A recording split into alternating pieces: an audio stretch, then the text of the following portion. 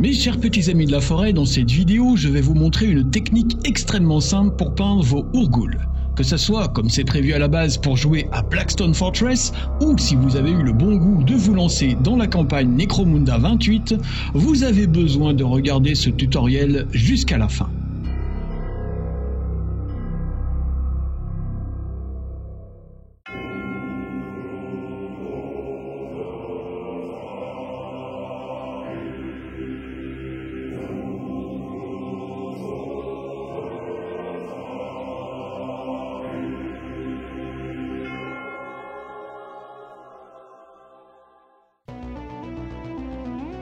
Alors, pour trouver ces Urgul, il va vous falloir débusquer une boîte de Blackstone Fortress ou faire un petit tour sur Vinted ou Le Bon Coin pour en récupérer. C'est dommage d'ailleurs de ne pas pouvoir en trouver en boîte complète, mais c'est comme ça, que voulez-vous? Un jour peut-être.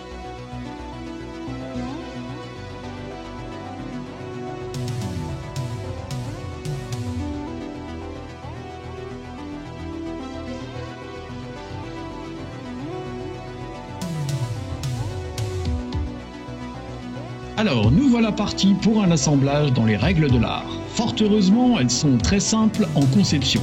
Un corps, une tête, et vous voilà prêt pour la sous-couche.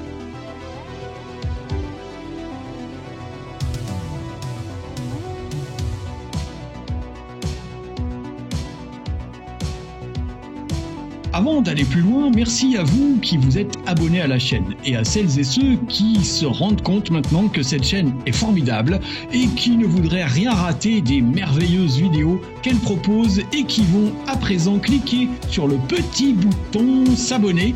Vas-y. Bon, blague à part, c'est très important, vous le savez, tout le monde vous le dit, c'est gratuit et ça fait grimper la chaîne, tout ça.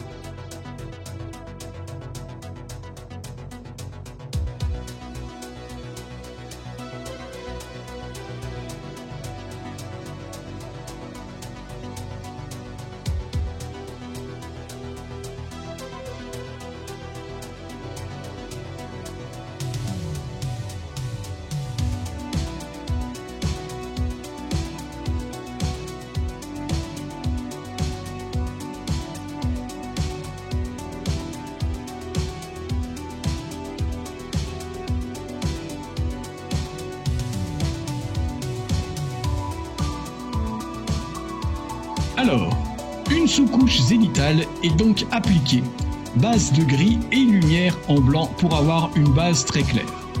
Et on attaque enfin la mise en couleur avec du Dusty Blue Dipping Ink de chez Green Stuff World. Avant de l'appliquer, je passe une couche d'eau, tout simplement de l'eau, qui va permettre ensuite au Dusty Blue de mieux glisser sur la sous-couche. Je veux simplement un voile de fond de bleu désaturé. Je vois bien que j'ai pas été très clair, du coup faites comme sur les images. Après tout, c'est pas un podcast, alors profitez-en.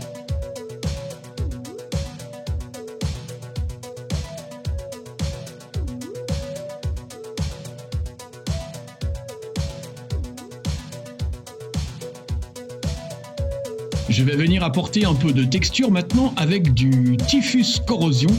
C'est une peinture technique de la gamme Citadel qui permet de simuler, comme son nom l'indique, la corrosion. Elle est idéale également pour de la crasse. Je la dilue un peu avec de l'eau et j'ajoute une goutte de médium acrylique pour retrouver un peu de viscosité. Ça évitera aux pigments et autres agents de texture de glisser trop vite vers les creux et le bas de la figurine. Et en parlant de creux et de bas, j'applique mon mélange sur les zones basses de ma figurine et dans les endroits où j'imagine une accumulation de saleté et autres peaux mortes possibles. Une fois le Typhus Corrosion bien sec, je vais faire un brossage de White Cap Beige, un blanc cassé très clair sur les reliefs de mes Urgul.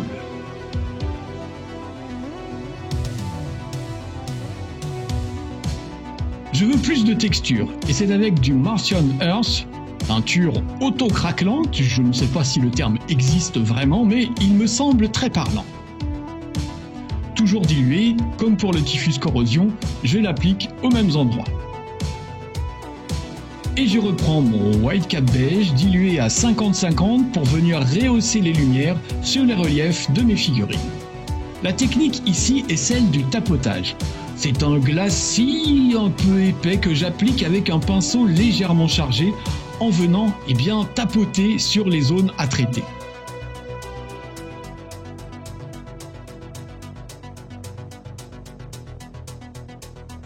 Après séchage complet, je vais appliquer une couche de vernis brillant sur l'ensemble de mes 4 ourgoules. Outre l'aspect gluant, comme une salamandre si vous voulez, ça va préparer mes figurines pour l'étape d'après. Vous avez deviné quoi? Oui, on va travailler les ombrages et assimiler. Ici, je commence par la manucure, si vous me permettez cette petite plaisanterie bien innocente, avec du Basilicanum Grey que je vais appliquer sur les extrémités, les mains et les pieds, en poussant les pigments vers le bas pour avoir un beau dégradé et en tirant dans l'autre sens vers le haut finalement, on peut dire comme ça, pour lisser au maximum. Oh oh, mais c'est l'heure du lavis à l'huile, avec une couleur que je n'ai vue chez aucun autre fabricant, le rose Outremer de Sennelier. Bon, en gros c'est un joli violet, si on enlève le titre ronflant. Je le dilue et encore, et une fois qu'il est suffisamment fluide, je l'applique sur l'ensemble de mes ourgoules. Comme toujours, je prends soin de bien répartir ma couleur en poussant mes pigments vers les zones de creux.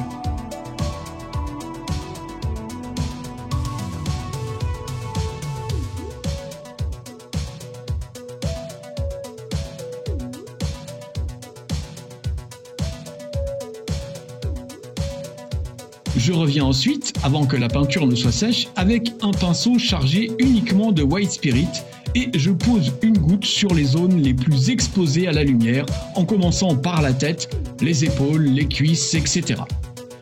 Ça va pousser les pigments vers le bas progressivement, ce qui donnera un dégradé pas dégueulasse au final.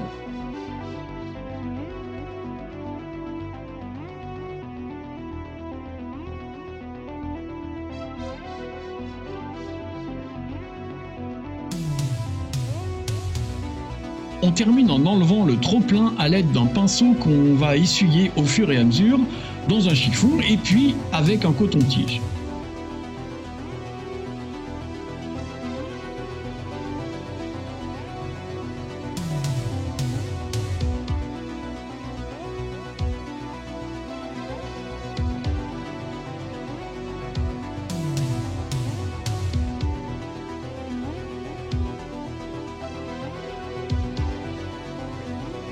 Chose rare, notez-le, je sors mon aérographe pour la suite avec de l'encre blanche acrylique que je pulvérise en zénithal sur mes 4 figurines. Ça aide à avoir une belle définition de lumière évidemment.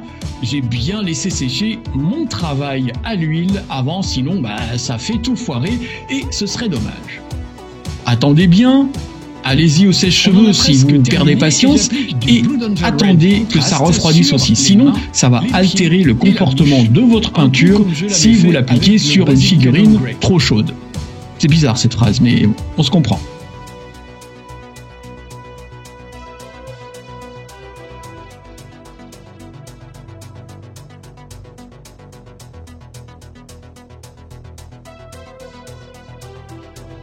Dernière retouche de blanc pour redéfinir certains détails qui manquent de lisibilité et pour booster les contrastes. Rappelez-vous que c'est la clé d'une figurine qui est bien visible sur votre table de jeu.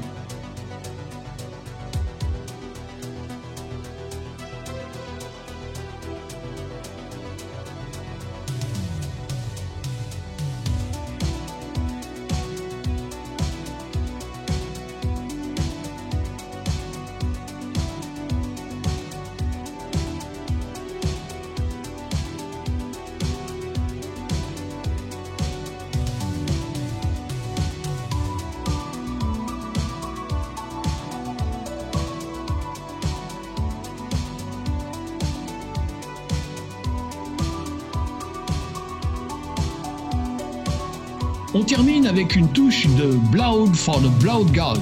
histoire d'ajouter une petite pointe d'élégance et de raffinement tout britannique. Et nous voilà avec 4 ourgoules bien vénères qui vont courir et chier partout en poussant des cris stridents.